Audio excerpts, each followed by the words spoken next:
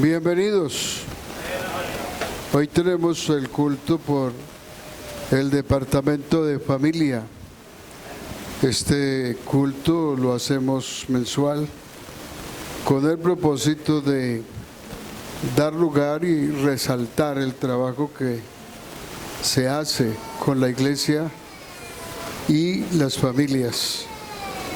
Vamos a abrir nuestras Biblias en 1 Corintios capítulo 11. 1 Corintios capítulo 11.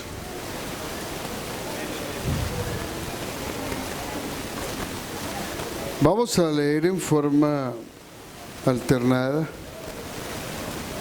Mi hermano que nos ayude por acá.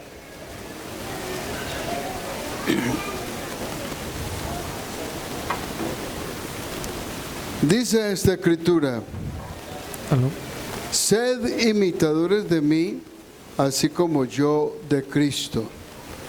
Sigan.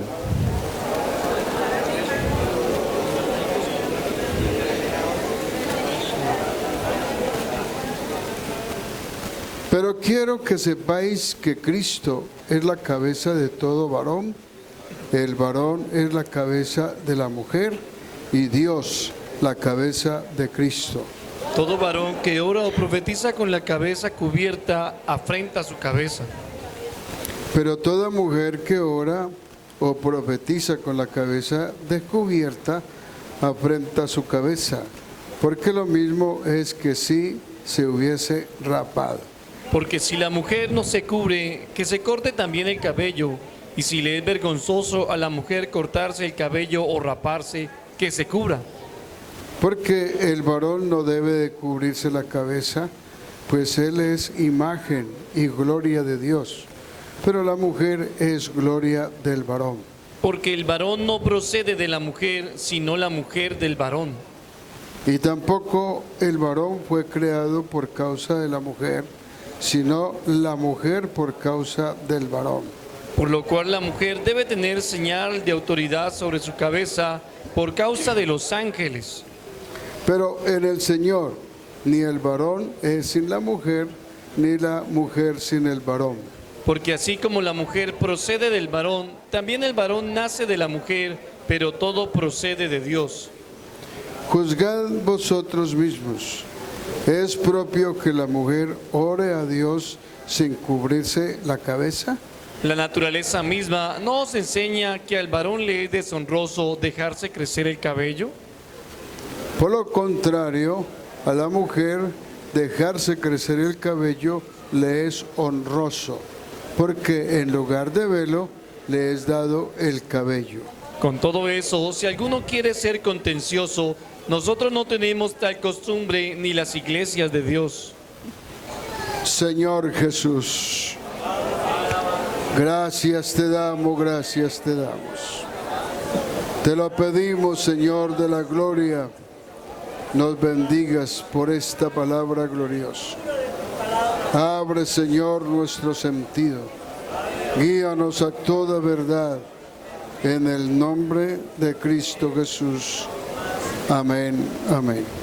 Siéntese, hermano, dando la gloria a Dios. Bueno, nos encontramos aquí frente a un pasaje un poco difícil de entender,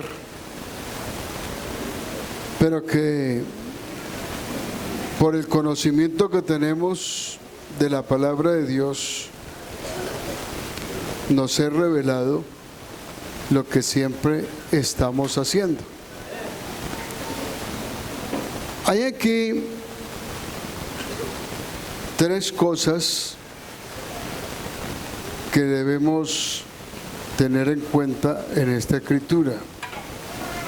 Pablo se interesó en que supiéramos este manejo de la cabeza.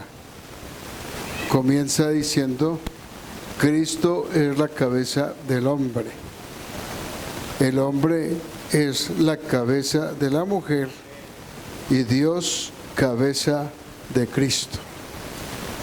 Aquí tenemos entonces la posición de 3 clases de cabezas. ¿Qué hay en la cabeza de todos nosotros? Todo el sistema de nuestro cuerpo está en la cabeza. Si nuestro cuerpo no tuviera cabeza, ¿qué seríamos? Pero la cabeza aquí comienza enseñándonos que Dios es el creador de todas las cosas, que de Dios es que recibimos el conocimiento, que de Dios es que podemos aprender, porque Él es Cristo. Dios es la cabeza de Cristo. Por lo tanto, no separa. Aquí nos está separando a Cristo a un lado y Dios arriba. Lo que se está mostrando es que Cristo tiene todo el señorío de Dios. En el libro de en el libro de Colosenses, el capítulo 1 está colocando a Cristo en el primer lugar. Así que lo que nos está mostrando esta escritura es que nuestra formación es propiamente en el cuerpo de Cristo. Y él dice, 1:15 de Colosenses, Él es la imagen del Dios invisible, el primogénito de toda creación, porque en Él fueron creadas todas las cosas, las que hay en los cielos, las que hay en la tierra, visibles e invisibles, sean tronos, sean dominios, sean principados, sean potestades. Todo fue creado por medio de Él y para Él. Y Él es antes de todas las cosas, y todas las cosas en Él subsisten. Y Él es la cabeza del cuerpo, que es la iglesia, el que es el principio, el primogénito de entre los muertos, para que en todo tenga la preeminencia. Gloria a Dios. Entonces, el cuerpo de nosotros está formado en la cabeza, que es Cristo. El sentido de nosotros, lo que Dios hizo a un hombre con sentidos, no lo hizo igual a los animales, lo hizo perfecto, porque estaba hecho a la imagen y semejanza de Dios. ¿Cuáles son nuestros principales sentidos? El principal sentido de nosotros son el corazón, de donde salen todos los deseos, todas las intenciones. Luego va a nuestra mente, y en nuestra mente está lo que llamamos conciencia.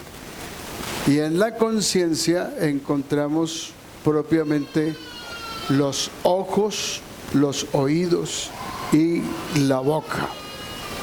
Esto hace que la vida de nosotros sí tiene sentido, pero ese sentido está en Cristo. Cuando el hombre no conoce a Dios, está pensando que la vida no tiene sentido, porque no sabe de dónde viene, quién es y hacia dónde es que va. Pero estos sentidos los encontramos en el Señor. Cuando nos convertimos al Señor, nos dimos cuenta quiénes somos, de dónde venimos y hacia dónde es que vamos. Entonces nosotros sí tenemos un sentido de orientación completo. Cuando conocemos al Señor, Él nos ha mostrado no solamente las cosas físicas, las cosas materiales, sino también las espirituales. Cuando la Biblia hace mención de la mujer, en todo está refiriéndose a la iglesia. Nosotros pensamos hombre, mujer, pero sabe que el término hombre es un término femenino. El hombre termina siendo iglesia y el término iglesia es de mujer. Por lo tanto, el Señor no hace separación entre hombre y mujer. Él nos hace siempre iguales.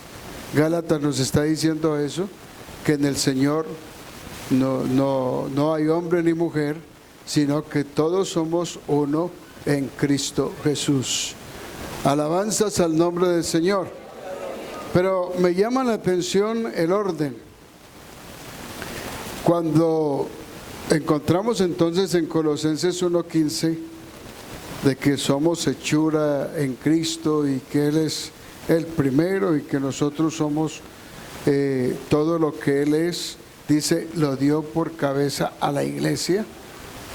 La iglesia entonces es una cabeza con sentidos que Dios nos ha dado para pertenecer a Él, glorificarle, servirle, con todo el sentido. Así que el enemigo busca mucho la parte de nuestros sentidos. Así comenzó la historia del hombre, según el capítulo 3 de Génesis. La historia del hombre comienza allí, cuando el hombre se encuentra en el momento en que debe de resolver algo para continuar, una vida eterna o una muerte eterna. Ahí se encuentran esas dos cosas. El diablo estaba muy interesado en que el hombre participara de la muerte eterna, mientras que Dios está interesado en que permanezcamos en la vida eterna. Por eso el pecado, la naturaleza del pecado es llevarnos siempre a ser pecadores y a ser partícipes del pecado y vivir en pecado. Y el pecado es algo que ha cegado el sentido del hombre, lo ha cegado de manera que el hombre en el pecado cree que como va bien, que no necesita cambiar, que no necesita regenerarse, que no necesita tener la imagen de Dios en su vida. Él se siente bien. ¿Por qué? Porque lo primero que ha hecho el diablo es cegar nuestros sentidos. Y Dios, cuando nos convertimos a Él, lo primero que Él ha hecho es abrir nuestros sentidos y darnos entendimiento. Hermano, las cosas del Señor no las entendemos si Dios no nos revela, si Dios no nos muestra, si Dios no trata con nosotros. No somos capaces de entender las cosas que son de Él. Pero cuando más nos consagramos al Señor, más lo entendemos, más los conocemos y más nos da Él a entender las cosas que son espirituales, mostrarnos lo que es la eternidad con Dios. Entonces él sigue, Pablo sigue haciendo mención en cuanto mostrarle al hombre o mostrarnos que la parte principal y donde Dios está obrando y manifestándose siempre es nuestra cabeza, nuestra cabeza. Bueno, allí nos está mostrando en esa forma de manifestarse o los términos que encontramos allí, el hombre, Cristo cabeza del hombre, el hombre cabeza de la mujer y Cristo la cabeza, Dios cabeza de Cristo.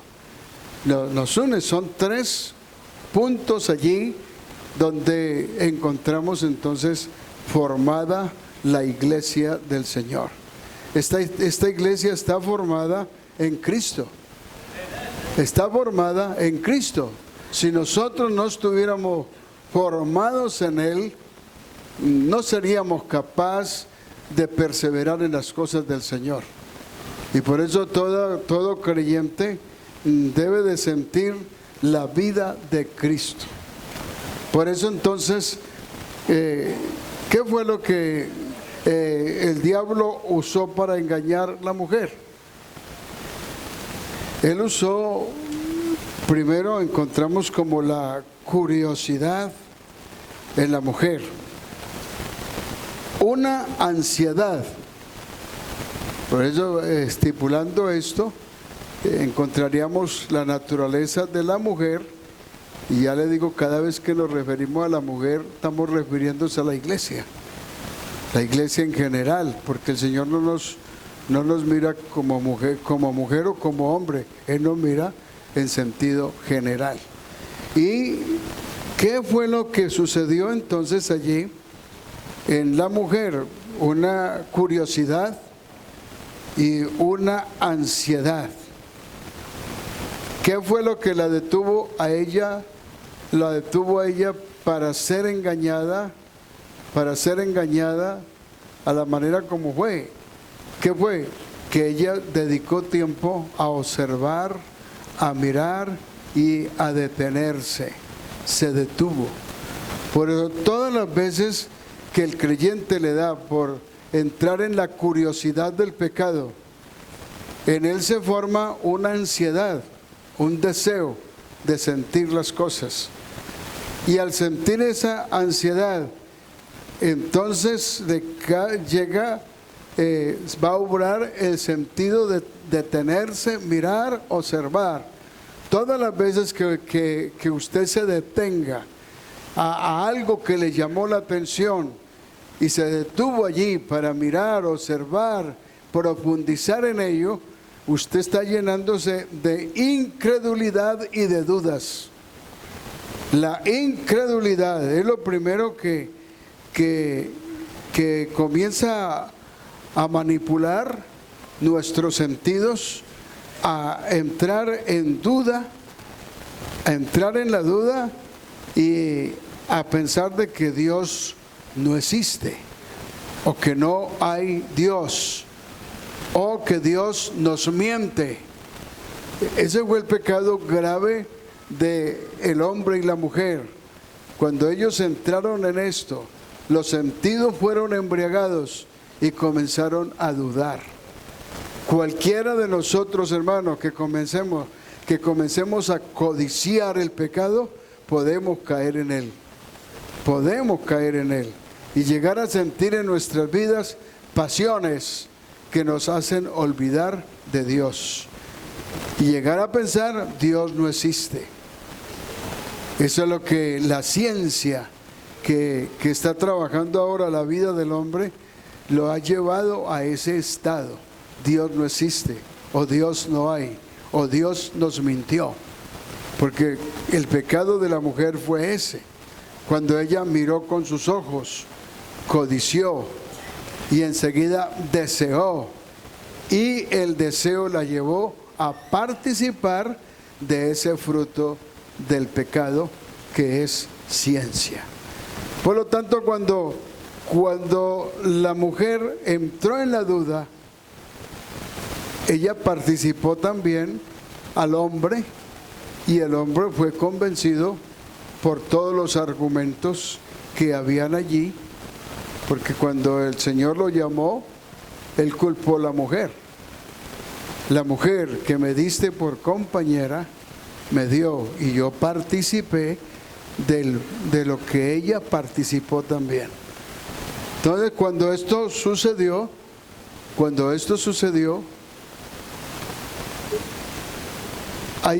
la culpa comenzó a seguirse. El hombre le echó la culpa a la mujer le echó la culpa a la serpiente, y allí terminó todo. Pero ese juicio que Dios hace sobre la serpiente, sobre tu pecho andarás y polvo comerás. Cada vez que nosotros vemos en la Biblia como la figura de un animal, la figura de un animal es propiamente la naturaleza misma del pecado. La naturaleza del pecado. Entonces, todo hombre que ha creído que el pecado no existe, es una forma del diablo ocultarse, de él esconderse, porque comienza a decir, el pecado no hay, diablo no hay, también dice, Dios no hay, cielo no hay. El que está en pecado dice, no hay infierno. ¿Quién le dijo a usted que hay un infierno? O que hay un lugar de condenación, que hay un lugar donde van los hombres que han seguido la naturaleza del pecado.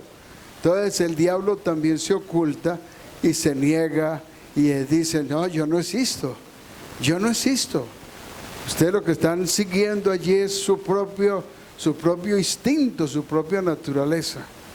Pero Dios nos está mostrando por la palabra de que Dios existe, que hay un cielo eterno y que es el propósito de Dios llevar al hombre a un cielo eterno, y que también existe un diablo y que el propósito de ese elemento, ese espíritu que ha pecado contra Dios y ha llevado a los hombres a pecar, y su fin es un lugar de condenación que siempre llamamos infierno.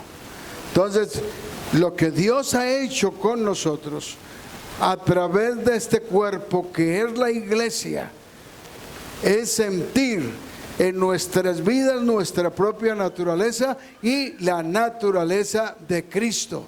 Por eso, hermano, al mirar esa palabra cabeza, mire la explicación que Pablo da sobre eso, de la cabeza. En un orden, quedamos todos en una misma cabeza. Alabanzas al Señor. ¿Por qué? Porque somos un solo cuerpo en Cristo Jesús. Alabanzas al Señor. Entonces, si el hombre comienza a dudar de las cosas de Dios, ¿dónde se mete todo eso? En los sentidos. En los sentidos. Segunda de Corintios capítulo 11, cuando Pablo también hace mención de esto aquí, en segunda de Corintios capítulo 11, Pablo tiene celo por la iglesia del Señor, y esta iglesia que Dios la ha hecho tan pura, tan limpia, tan honrada, porque eso es lo que mira Dios en la iglesia: honra, dignidad, pureza, santidad, y eso hace que nosotros seamos más bien como llenos de la gracia de Dios. Somos inocentes a cuanto al pecado. Somos inocentes porque no es nuestra práctica el pecado. Sálgase usted de la iglesia y métase otra vez en el mundo y usted queda desubicado, porque usted no está enseñado a vivir en el pecado, ni sabe ni conoce astucias que hay, las malicias que hay allí en el pecado. Eso es un mundo diferente. Nosotros estamos acostumbrados al camino del Señor, a ese camino noble de santidad, de amor, de justicia, algo tan bonito que vivimos. Pero sálgase del Señor y usted cae allá en un infierno. No sabe vivir en ese mundo, ya no sabe vivir, el mundo lo absorbe. Y entonces Pablo estaba refiriéndose a eso en 2 de Corintios capítulo 11. Él dice, porque os celo con celo de Dios. Verso 2. Pues os desposado con un solo esposo, para presentaros como una virgen pura a Cristo. Gloria a Dios. ¿Por qué usa ese término Pablo? Refiriéndose a la dignidad, a la honra, a la falta de experiencia en el pecado, la falta de conocimiento de lo que es el pecado. Pablo nos mira con una mente pura, sana, digna y honrada.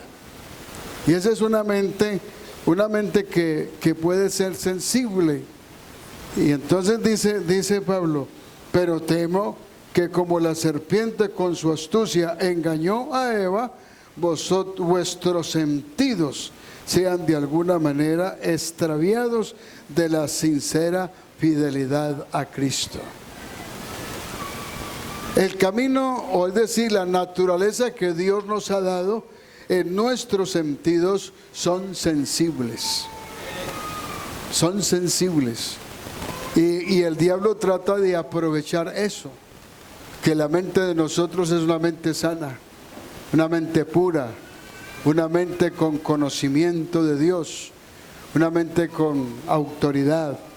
Y dice, pero temo que como la serpiente con su astucia engañó a Eva, vuestros sentidos sean de alguna manera extraviados de la sinceridad, de la sincera fidelidad a Cristo.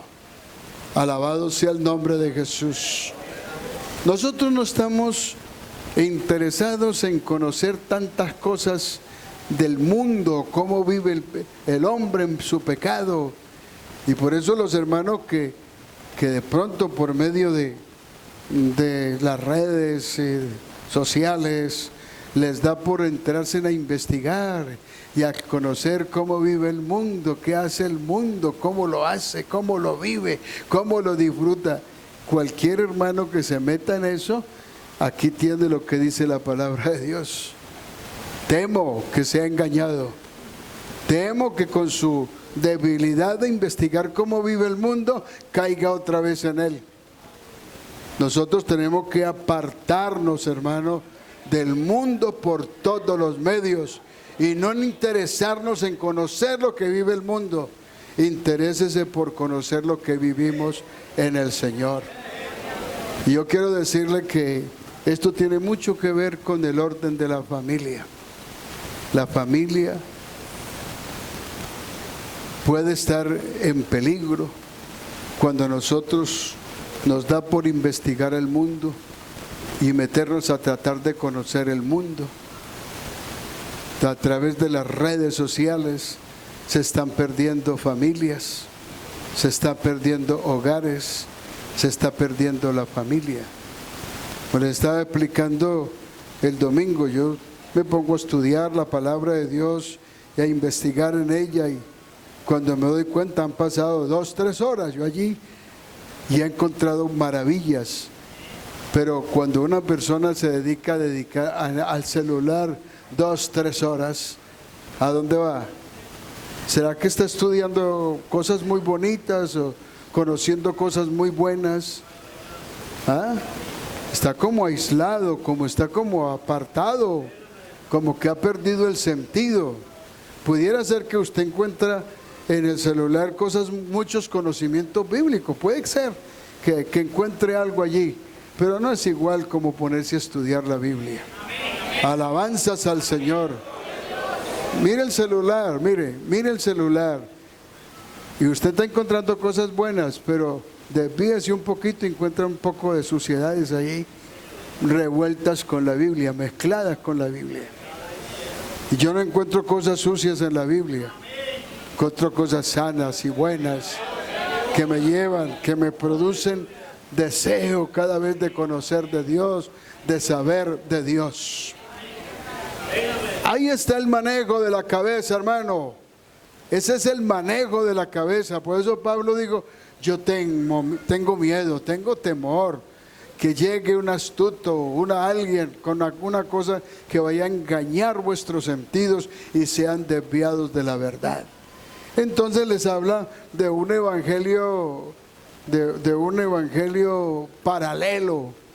Y Pablo comienza a explicarle a los hermanos, porque si viene alguno predicando a otro Jesús que el que os hemos predicado, o si recibís otro espíritu de lo que habéis recibido, u otro evangelio que el que habéis aceptado, bien lo toleráis. Otro, un paralelismo, un evangelio original a un evangelio religioso, un evangelio superficial, un evangelio que no nos lleva a tener cambios o regeneración. Hay evangelios ahora de todas las clases que usted quiera tener, cosas y otros le facilitan la forma de vivir como quiera. Pero el evangelio que hemos recibido es el que predicó Jesús, el que predicaron los apóstoles y el que tenemos. El que tenemos. Por eso hay que, hermanos, tener tanto cuidado.